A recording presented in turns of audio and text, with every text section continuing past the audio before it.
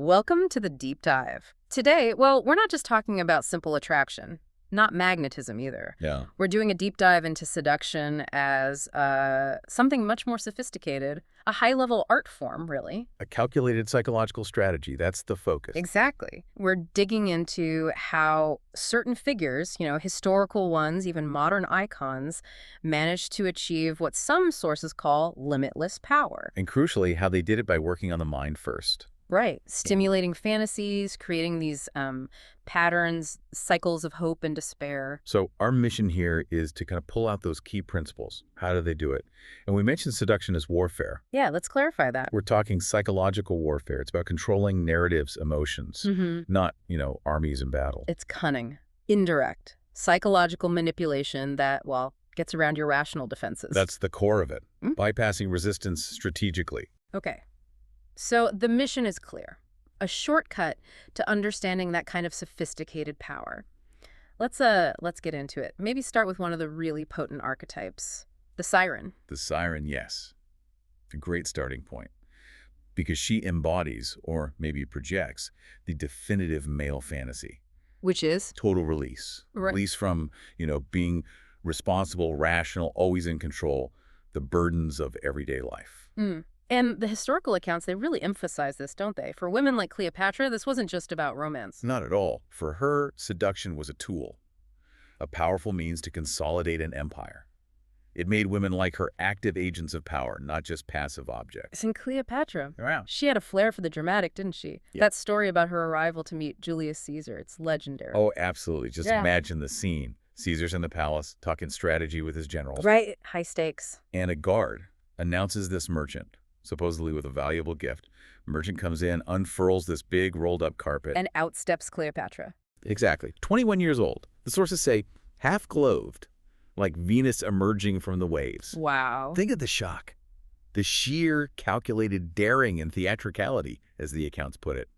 It completely captivated Caesar and everyone else there. So she uses that visual shock, that boldness to get her foot in the door. But then holding someone like Mark Antony, that required more than just one dramatic entrance, surely. Oh, definitely. That was pure psychological strategy. Okay. She essentially held Antony captive by playing to his weaknesses. Like what? Gambling, huge parties, lavish spectacles. She indulged all of it.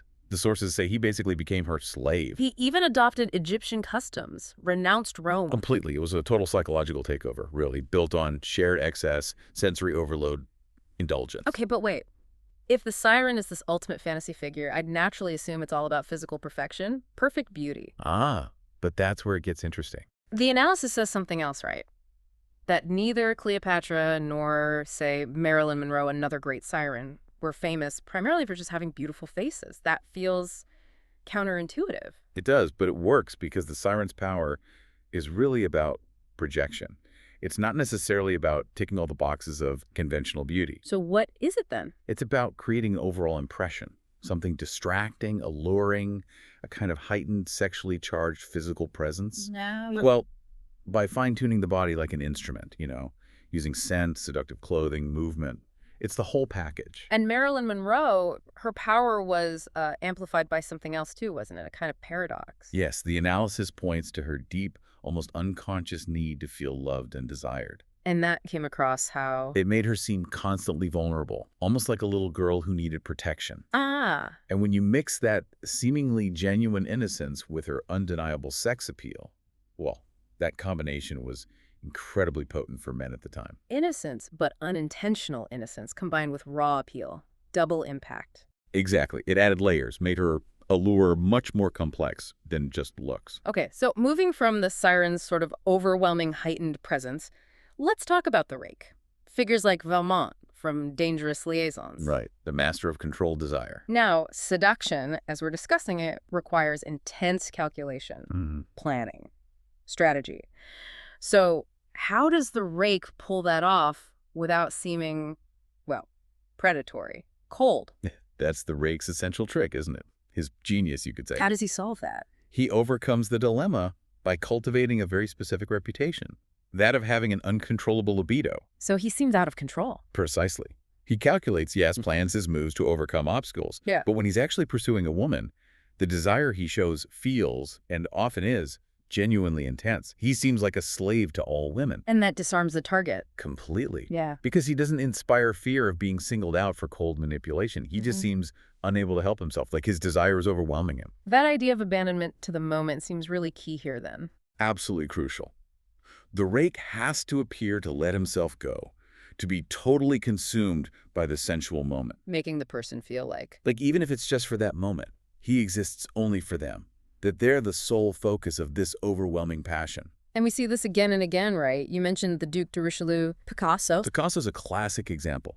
Made countless women feel, apparently, that they were the one, the only one he truly loved, even amidst all his other affairs. And this archetype often plays with danger, too. The forbidden. Definitely. Lord Byron, the poet, is probably the ultimate example there. How so? He actively cultivated an image of disdain for convention. Rumors, even boasts about affairs like the notorious one with his own half-sister. He even displayed a certain cruelty at times. Okay, hold on. Why would cruelty and disdain make someone more desirable? That sounds like it should push people away. It's a paradox, but the historical analysis suggests it taps into something repressed, particularly in women of that era. Repressed how? Well, women were often heavily constrained by societal expectations of virtue, decency, propriety. The rake, like Byron, offered a kind of vicarious thrill, a brush with freedom. Oh, okay. So just like men might seek the siren to escape responsibility. Women might have sought someone like Byron to escape, even briefly, the constraints of morality. It's the allure of the taboo, the danger. That makes a strange kind of sense. Now, what about someone like Gabriele D'Annunzio? He's described as a kind of transformed rake. Yes, because physically he wasn't the conventional image at all. Short, bald, not handsome by typical standards, yet utterly notorious as a seducer. So what was his secret, if not looks? It was entirely psychological. Performance, almost. Isadora Duncan, the dancer, described how his face would literally seem transfigured when he spoke to a woman. Transfigured? She said he suddenly becomes Apollo. He had this magnetic voice, this poetic way of speaking that could captivate huge crowds just as easily as one person. So he elevated them, made them feel special through his words. Exactly. His power was in his language. His ability to lift the woman's spirit, make her feel extraordinary, it completely overshadowed his physical appearance. He transformed reality with his charm. Okay, so if the rake uses this intense, overwhelming presence, maybe even a dangerous one, to elevate the target, that leads us nicely to the charmer, who kind of does the same thing, but with subtlety, a lighter touch. Precisely, a much lighter touch. It's interesting, the word charm comes from the Latin carmen, which means a song or even a magical spell. A spell. And the charmer works by carefully avoiding direct confrontation. Instead, they aim for people's deepest vulnerabilities, ego, vanity, self-esteem, but subtly.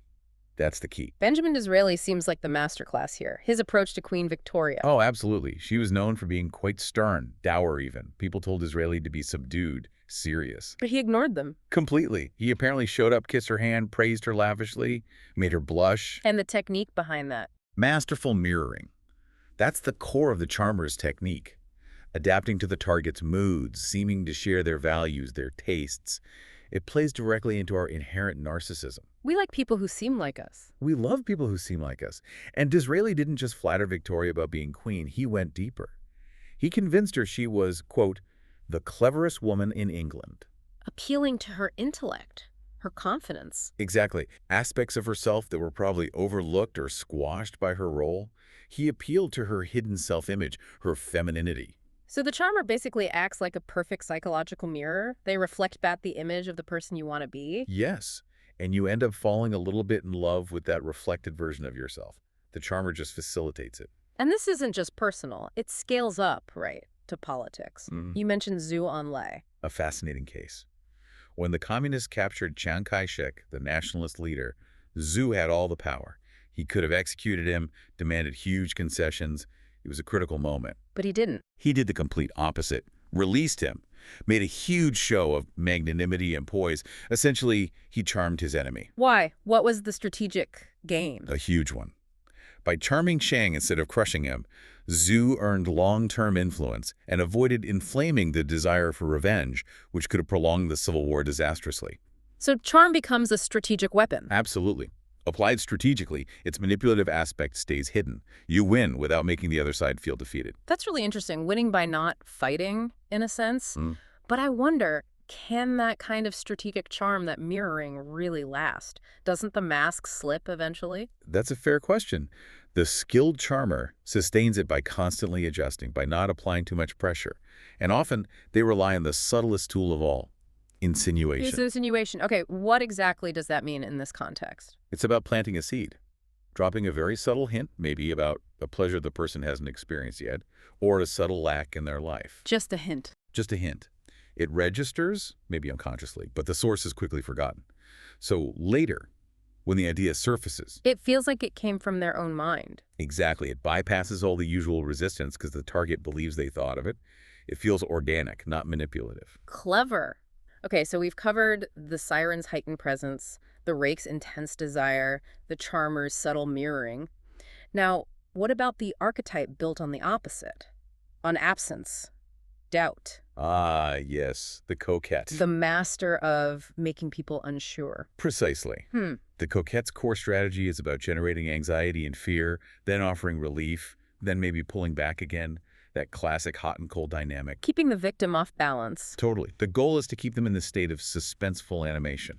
Thrilling, but anxious. Josephine Bonaparte is the key example here, with Napoleon. A brilliant coquette. Mm. She understood Napoleon's personality perfectly. She deliberately postponed satisfaction, withdrew affection, frustrated him constantly. Why would that work on someone like Napoleon? She seemed to sense his need for conquest, for a challenge. By making the chase so difficult, so full of anxiety, she turned that pursuit, that emotional torture, into something he found almost, well, masochistically pleasurable. The struggle itself became the reward. In a way, yes. His letters are incredible. Here's a man conquering empires, writing things like, "I work to get near you, I kill myself to reach you." Wow. She had immense power over him through this emotional control. Immense. And another classic coquette tactic she used, and others too, is creating a triangle of desire. Triangles, meaning jealousy. Exactly. By paying attention to a third party, even subtly, the coquette signals that they might not be that interested in the primary target, Which makes the target feel insecure. and instantly raises the coquette's perceived value. It forces the target to compete, to invest more, to try harder to win that attention back. Like Lou Andrea Salome with Nietzsche and Paul Ray. That's the classic, albeit extreme, example. She kind of orchestrated this intense intellectual, emotional triangle where these two brilliant men ended up bitterly competing for her. Well, she held all the cards. She retained the psychological power by being the object of competition. And of course, this tactic isn't limited by gender today. It's used all the time. Right. But this constant hot and cold, this manufacturing of distance, it sounds addictive, but also dangerous. It absolutely is dangerous. The emotions are so intense, the pendulum can easily swing from obsessive love to equally obsessive hate.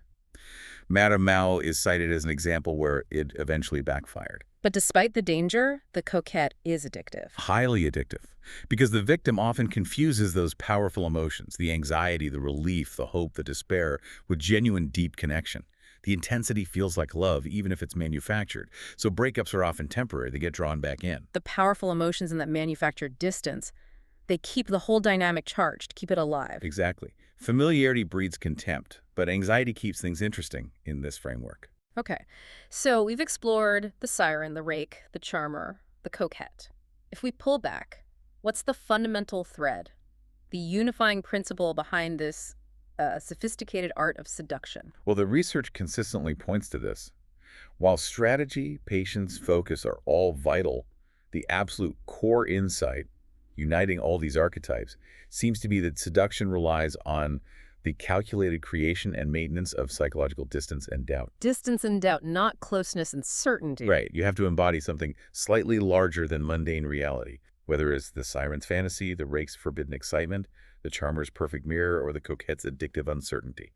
Anything to avoid becoming too familiar, too predictable. It makes you think about today, doesn't it? Like dating apps, social media, isn't so much of that built on manufactured distance, carefully curated images, calculated response times. It absolutely resonates. If someone is too available, too open, too quickly, the fantasy, the intrigue often just evaporates, doesn't it? Yeah, it often does. The chase ends before it begins.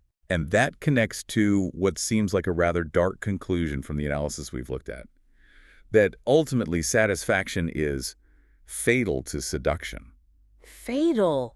That's a strong word. It is. The idea isn't that tenderness or connection are bad, but that they aren't what makes seduction as an art form interesting or sustainable over the long haul, psychologically speaking. That is definitely a provocative thought. It really is. And it brings us to a final observation, this one from Kierkegaard. He suggested that what truly keeps desire alive isn't comfort or security, But what? but the secretive anxiety and horror, the deep anxious night from which springs the flower of love. Wow. Secretive anxiety and horror. Deeply unsettling. But maybe there's a kernel of truth there about human psychology and desire. So a final thought maybe for you, the listener, to take away. If satisfaction really is fatal to seduction, what role is manufactured distance, or maybe even anxiety, playing in the dynamics of your own desires? In what captures your attention? It's a fascinating and maybe a slightly chilling question to mull over.